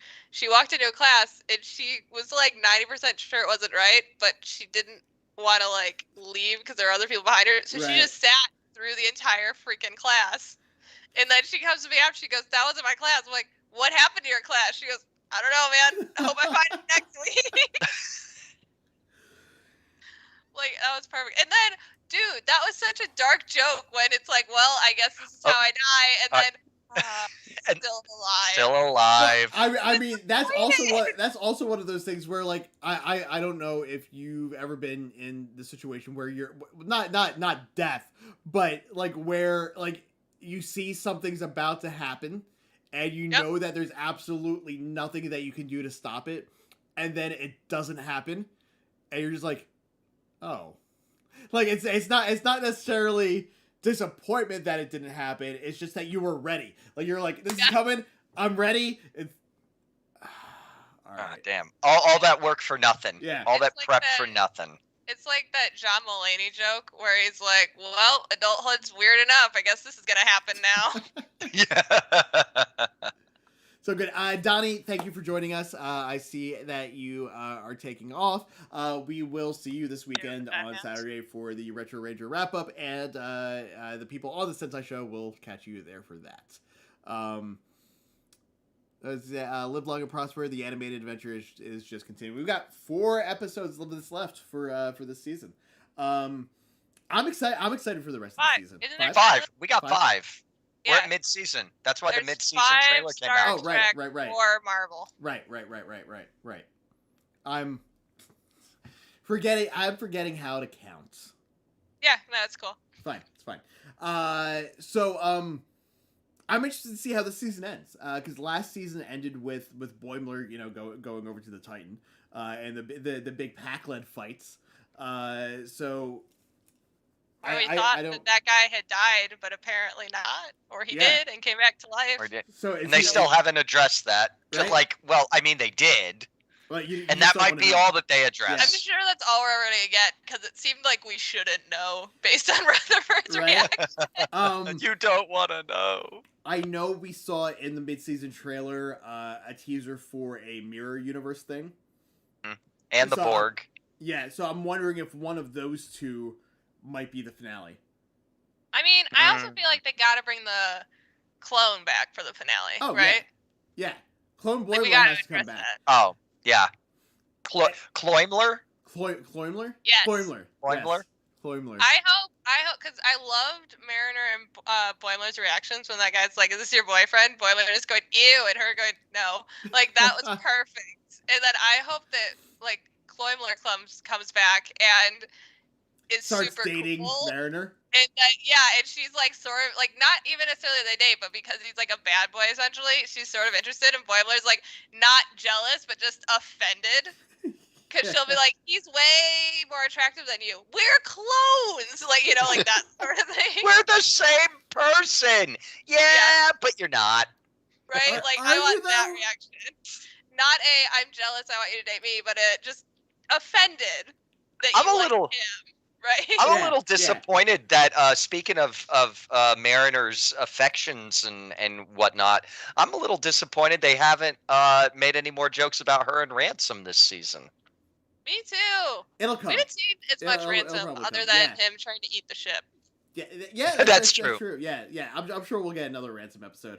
But Question. It's funny. Just with what you were talking about with Boimler, just kind of like being offended about that whole thing, because I was in that situation. Like there was a girl that I was interested in. And your clone was Your clone? So we worked together at Busch Gardens when I was living in Florida, and we became friends, started hanging out. I was interested in her. She was either clueless or not interested in me. I don't, one of the two. I don't know which one. And she ended up moving to Washington, D.C.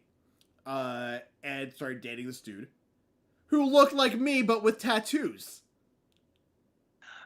So cooler. Yeah. Yeah. So like Yeah. the two of them came down to visit family, and came out to Orlando to hang out with me at Universal for Halloween Horror Nights one night. And like I see this dude, and I'm like, "You're me, but with tattoos and you smoke." What the Well, fuck? were you like 19 at the time? No, I was like 30. Oh. Was she 19 at the time? No, I don't know. No, she was like 20. I'm joking. I'm Five. joking. Don't date a 19-year-old if you're 30. That's way too different. It's legal, Like- but not great. Yeah. So I'm gonna tell you what. So I went back to school when I was 28. So my dating pool in college was girls that were between 18 and 20, Yeah. 23, 24, unless I wanted to date teachers. And Which has its own that- own set of problems. right, and that also would have been weird. So I ended up going out with a couple of girls that were in that younger age range when I was like 29, 30. It was weird. Like it was just very bizarre. It's just life experience is Yeah. different. So like the some of these guys who are like in their like late 40s who are dating girls who are like either in their like really early 20s or like somewhere in that age range. I'm like I don't Yeah. get it. Yeah. Like I I'm mean- 26. I don't feel like my 18-year-old self would be recognizable. Yeah. Yeah. I'd be like, you're so different. Yeah, no. You know like hanging out is one thing, dating is something else. It's just the life experience, and not to say it can't happen, not to say it can't work. Yeah, There are yeah, no. definitely, and I mean, there's people like me in the world. I'm 40 years old, and my brain is that of my 12-year-old self. But I'd like to think that most people are a little more emotionally mature. Yeah, for me, you know. for me now, I think what I'm looking for if and when I decide to start actually like actively What are we dating, doing? I have no idea. Just career, I mean, like them, like you know, on the show, I'll segue back to Lower Deck. Someone who is at the same point in their career that I am with mine, because like it would you know it would be weird as an ensign dating a captain. Yeah. Like even if you are the same age, like that's just gonna be weird. To be fair, Mariner probably would be a captain by now. She just likes to screw things up. I mean, Kirk. She did doesn't in want the that JJ movies. responsibility. In Yeah. the Kelvinverse, Kirk became a captain in 3 years after he joined Starfleet. So, you know. It's not unheard of, and Yeah. they are making the comparison between the two of them and Beckett and Kirk and Spock. between Kirk and Spock and Beckett and Right. Boimler. But they were just friends. Like Kirk and Spock were friends. So Well, you know. so are these two, Yeah. and if I remember 2 conversations ago, I was of the hope that they get together, but Yeah. Caitlin, you were hoping they don't, right? Or Yep. thinking they won't. I'm hoping they don't. Yeah. So- Like realistically, the only reason I think the clone thing would be good is like just the comedic purpose. Just for comedy. Yeah. I don't want it to be an actual thing. I don't even necessarily want them to date. I just want her to be like, wow, he's hot, and Boimler would be like, he's me. You know, like just true. Not even like I'm jealous. I want to date you. Just offended. Yeah. Like, Also in that same vein, one of the people I got to interview was the voice of Tendi, and I asked her Noelle Wells. Noelle Wells, Or- yeah, yeah. and I asked her about Rutherford and Tendi and what she thought. So if that is something that you guys are interested in, you'll be able to see that when that interview goes live. And you again, also we'll- asked her we'll about post being a that. pirate. I did not. It was interesting because like I was kind of like winging these because I didn't know who I was going to get, so I didn't want to go like have like pages and pages of notes and then have to like flip back and forth through pages when I got to someone. So I was just like, all right, I know who all these people are. Even if I don't recognize them by their face, once I get their name, I'm going to know who they are and what to ask them. So I didn't make a whole lot of lists, and it's funny because I turned to Joe because Joe does a lot of interviews for Screen Rant, And I was like, are you ever in the middle of an interview and you have your next question lined up based off of something that they just said, and then all of a sudden they say something else and you just lost what like just completely lost your train of thought because they threw you off? Yep. That just happened. I was like, I had no idea what to ask, even though I knew what my next question was going to be. So it's like there's a couple of them where I was like, I'm gonna ask you about something else because I forgot what my next question was. See, that's when I go for the compliment of "you are so good in this," whatever it was. Yeah. And while your brain thinks of the next question. Yep. Yep. Nice. That's one of the reasons I had the boilerplate question about Star Trek's 55th anniversary. Yeah. And its lasting effect in pop culture, because and everyone had a great answer for it. So that's one of the things I'm really excited for everyone to see, because I was like, if I can't think of something, I'm just gonna start talking to them about Star Trek because they're in Star Trek. So yeah. There you go. Yeah. Something's going to come up, and if nothing else, you get at least a good 10 to 20 second soundbite that is unique. Yeah. Question for you, Josh. Yeah. Since you were there, and I know that there were a few things, or at least a couple of things, I guess, that they announced to the audience, but not to the public. And I know you can't talk about them. But we had talked in the last couple of weeks about how Paramount is trying to restructure their business enterprise, and they are moving out of real estate, and they're going more towards the streaming end of things. Mm-hmm. Did they discuss anything about the possible resurgence of the movie franchise? They did not. Okay. Everything that was discussed was just about what was happening on Paramount Plus. I wish I had gotten the chance to talk to either Brandon Braga or Rick Berman if he had been there, or any of the guys that were involved with the movies. I guess I could have asked Akiva Goldsman, but as far as I know, he wasn't. He's not involved with the new movies that were being talked about. Mm-hmm. So there wasn't really an opportunity for me to dig into that. But I am really curious because I really want to see that Quentin Tarantino Star Trek movie. Right. I even just read the script for it. I just want to know what possible movie Quentin Tarantino could make that takes place in the Star Trek universe. Because that just seems like such an off the wall thing. Yeah, that would freak me out. If someone was like, they're making a Quentin Tarantino Star Wars movie, I'd be like, oh, okay. Yeah, that would be like if you told me that Wes Craven was making a romantic comedy. What? I want to see. Doesn't compute. I would love to see that, a Wes Craven rom-com. I mean, he did make a movie called Music of the Heart with Meryl Streep and I don't remember who else was in it, but it was not Robert a horror Englund. Movie. No. I would love if it was taking one of the classic horror movies and turning it into a rom-com. Like someone sees Ghostface and is like, "You're so misunderstood." Scream if you want to marry me. Friday the 13th, our wedding date. I do want to kill lots of people who are having premarital sex. At your wedding. I would love Friday it's Friday the 13th, and then above it, February, the day before Valentine's Day. Oh man, that's. I think we're onto something. Right? We gotta get hold of Wes Craven, man. Yeah. Romantic horror movies. That's How do you make Hellraiser romantic? Do you just, when the Cenobites come in, they come with roses? Yeah. I mean, Wishmaster would be pretty easy. Yeah. I don't know. So back to this episode.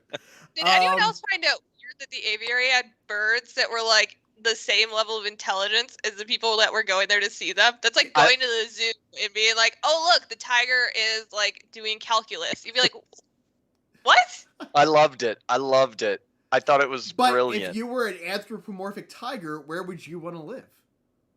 Not the zoo. Even if you were free to leave. There was a show. You wouldn't be be real. There's a show called The Orville, which is kind of a spoof on Star Trek. And there's an episode where two of them get grabbed and put in this guy's like private zoo. And at first, the guy is kind of chill about it because he's like, I got TV, I got beer, I got pizza, what's the deal? And then after a little while, he's like, oh, this is creepy. People are just like looking at me. Like, that would be so weird to me. So the fact that those birds are like more annoyed that their little like birdhouse fell versus people are just essentially chilling in your front yard and taking pictures of you, super weird. Well, if I had an option between that or the collector, I'd choose that. That's fair. I don't think people choose to move to the collector's museum, though. Although that Howard the Duck, it seemed like he got out every Tuesday to get to the bar in that episode of What If. So yeah, maybe he lets you out every now and again, but maybe if you like to.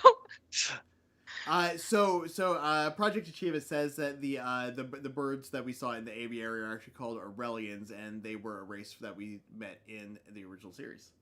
Heck yes, awesome.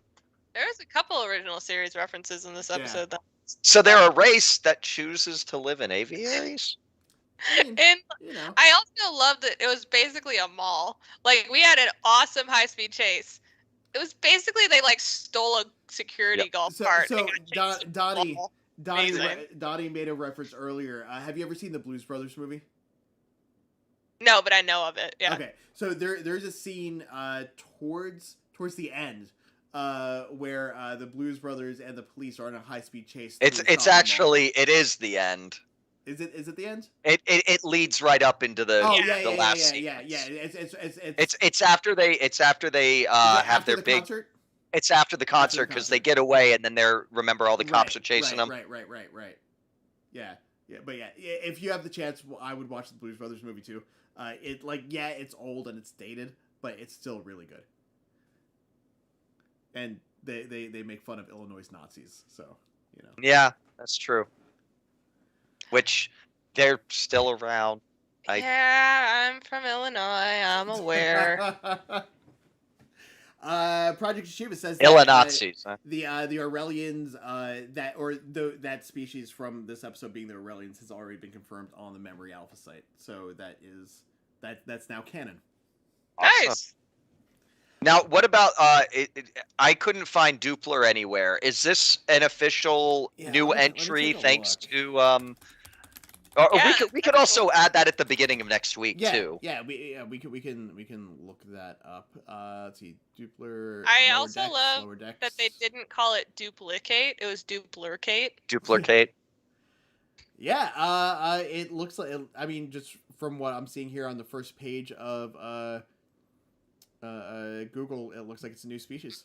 Yeah, I couldn't find anything on Google, but I don't know how they spell it. But I spelled it with a U and I spelled it with two O's. Doopler.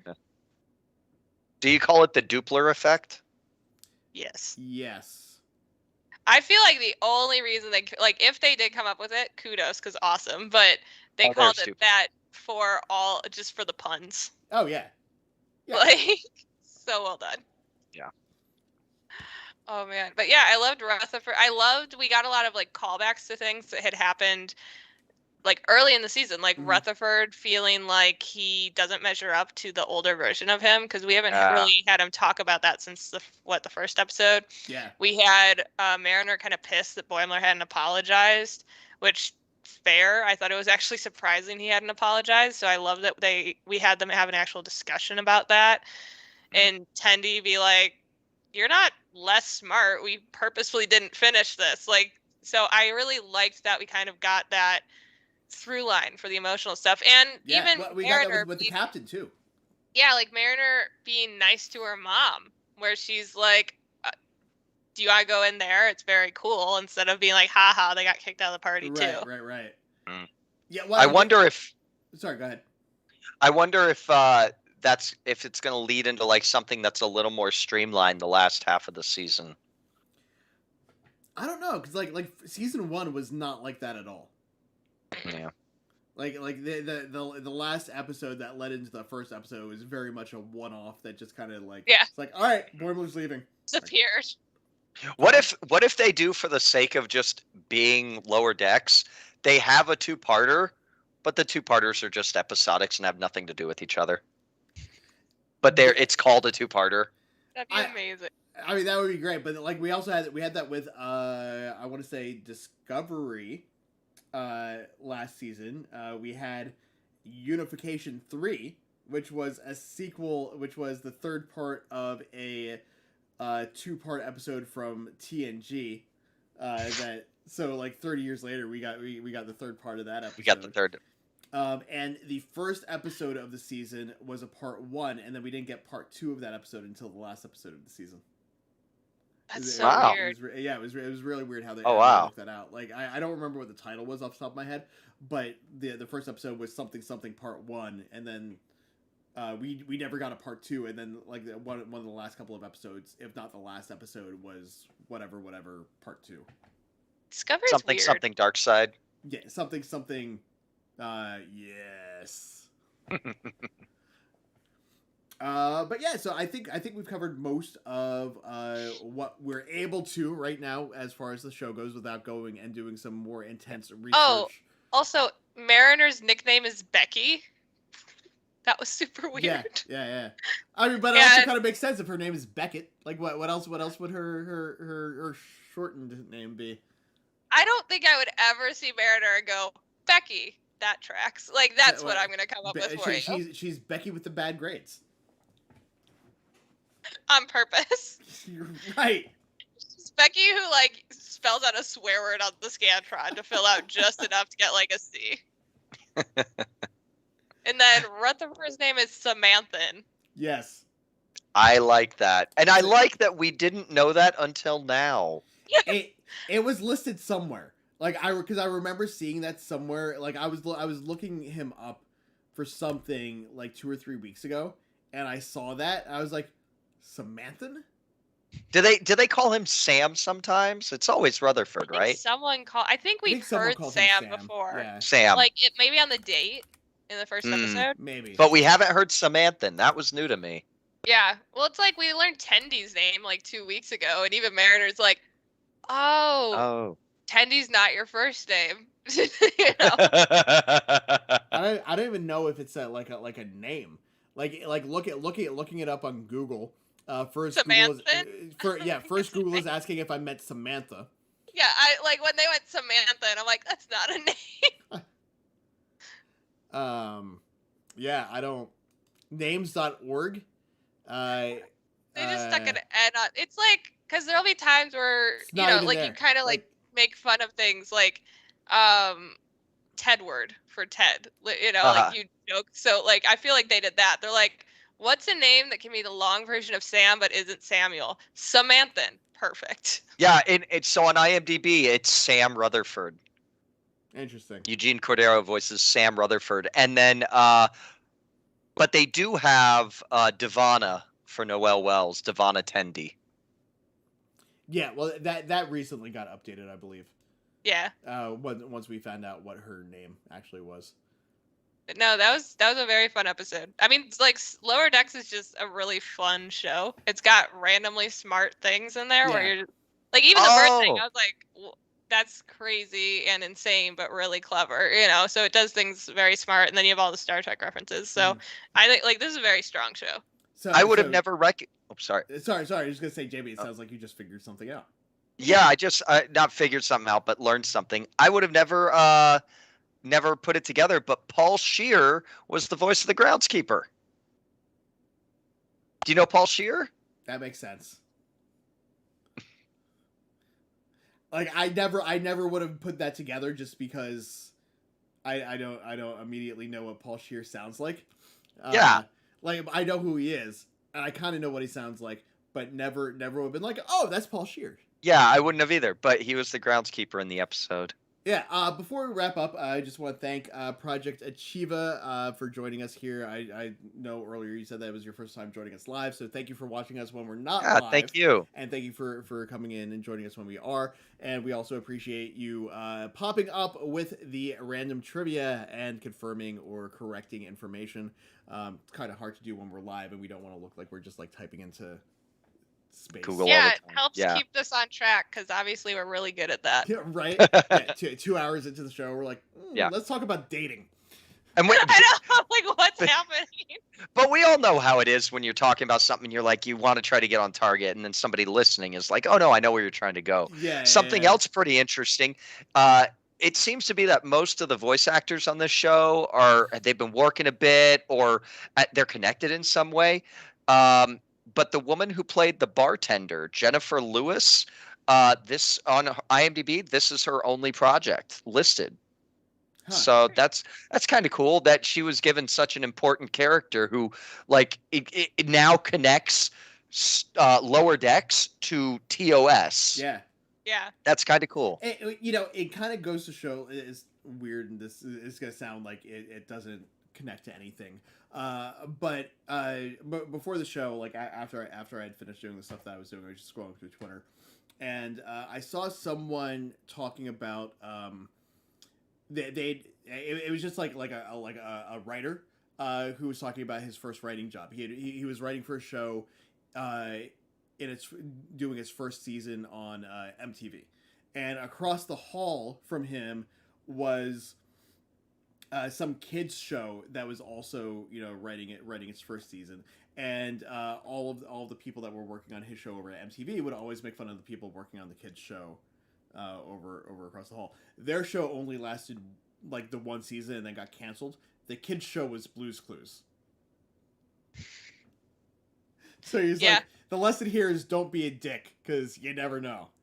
Yeah. So I followed the thread down a little bit, and it turned into people who work in the entertainment industry in writing and behind the scenes doing like office type stuff, talking about the offices that they worked in, because some of them worked in that same office where he was working, where Blue's Clues was being written, and where that show was. And they were just talking, like, going back and forth, being like, oh, I actually worked over at this office here, and then we got kicked out of that one and went over here, and go back and forth and back and forth. One of the guys was like, oh, I was working over there on the pilot for Best Week Ever on MTV, and but then after the pilot, I didn't work on it anymore, and that was kind of the end of that. And then I was like, oh, I worked on it's coming back to Star Trek, I promise. I worked on the first not the first season of Best Week Ever, but when I moved out to LA, one of my first jobs out here was working on Best Week Ever. And I loved the whatever. I think at that point I loved the 2000s. I think I loved the 90s had been done already. And the first episode of the show that I worked on, George Takei was one of the guests on the show. Right around, well done. So I was like, I only worked on those few episodes. But this show helped me get my feet on the ground when I moved out here to LA.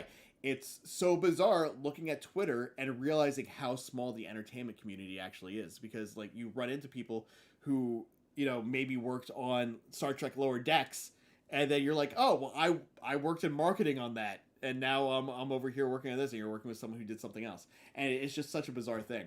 But it made me realize that the first time that I actually met George Takei I was working on a show that he was working on. So I thought that was kind of cool, because I didn't get to interview him today, just because the timing didn't work out. But I did get to see him. He walked past us, and he was on a couple of the panels that they were doing out at the concert area. So it's just weird coincidences like that pop up, and you're like, oh, that's interesting. So that's my weird roundabout Star Trek coincidence for the day. Yeah, we look forward to next week's coincidence of the day. Or is there a week off mid-season? I don't think so. I think we're back next week. If they were gonna do a week off, it would throw off Prodigy premiering right after. Yeah, because Prodigy starts the week after this would end, and if they took a week off, then it would end the same night that Prodigy begins. Gotcha. That doesn't. I don't know that makes a whole lot of sense. Seems like a weird plan. Yeah.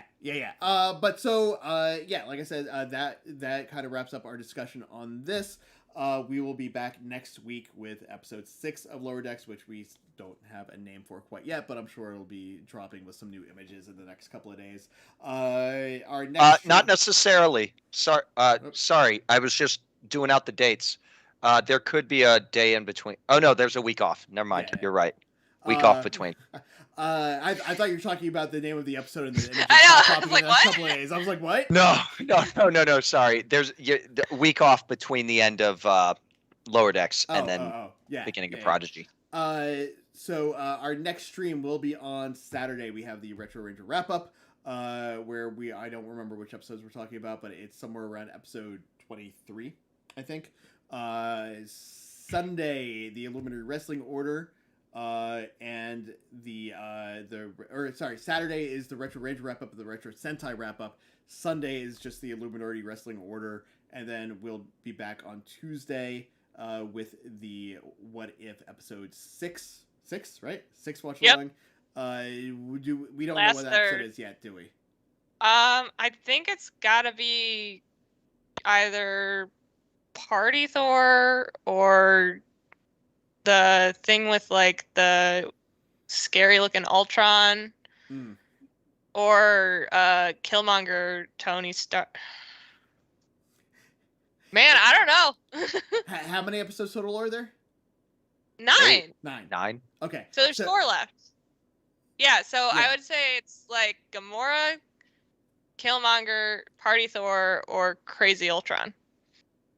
That sounds about right. Because if it's not, then one of the next ones will I be. am hoping for Party Thor because I need a light episode after the last 2. Even the zombie episode wasn't light? Like, I rewatched it because I wrote the review. Yeah. And if you kind of take out some of the horror, that's a dark episode. Like, I was like, man, this is really messed up. I'm glad they threw the comedy that they did. Yeah. Like, some of the comedy moments, like the blam blam thing when he's getting pulled away, if they had taken a little bit of out, it would have made it more terrifying. But that's straight up a horror movie. Oh, yeah. They just were like with the characters from Marvel who would be like, but look on the bright side, guys. You know, it's like sticking the optimist in a horror movie and going, hope you don't die. It was great. When Spider-Man got hit emotionally with Happy dying and Project Shiva. We are West Coast here. We are at least the 3 of us are in LA. Heirloom, aka Mark, aka Heirloom. He's actually in London. He wasn't able to join us today because he's in the morning. He's got something happening, but for him it's 8 a.m. when we start. So yeah, I get it that it's late because I gotta work in the morning. So that's gonna be fun. But yeah, we will see you guys next week with all the rest of the streams back here Wednesday for Star Trek, and live long and prosper. Yeah. Wow, you seemed so unsure when you said that. I hope that we all do. I guess. I don't want to tell people what to do. If someone doesn't want to live long and prosper, that's up to them. Live long and prosper if that's what you want. If that's what you want, or you can be the groundskeeper. Or the groundskeeper. Listen, if I'm gonna end the show after I say this, but if you really want to confuse someone, if someone says to you, "Hey, have a good day," tell them, don't yell at them, don't tell me what to do. I've done that. Confuse the shit out of them. Yep. I did that once to someone because I was in a I had a horrible headache, and they're like, "Have a good day." I'm like, "You can't tell me what to do," and like walked away and just. And you left them with that. And they went home the rest of the day just like this. It wasn't even sad. It was just happened. All right. Have a good morning, Project Shiva. Hope you get some sleep if you haven't gone to sleep yet. Otherwise, have a good day. But we'll see you guys later.